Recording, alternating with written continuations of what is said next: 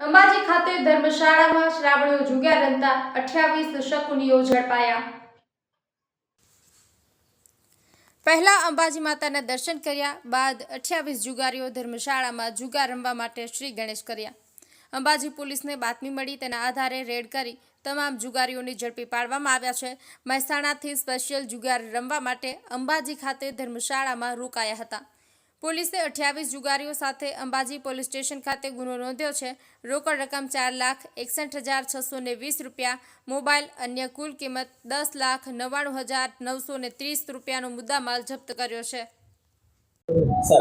ગઈકાલે રાત્રિના અમુક સ્ટાફ સાથે નાઇટ પેટ્રોલિંગમાં હતા ત્યારે અમને બાતમી રાહે હકીકત મળેલી હતી કે ગણેશ ભુવનમાં અમુક બહારથી આવેલા ઈસમો ખાનગીમાં જુગાર રમાડે છે ત્રીજા માળે।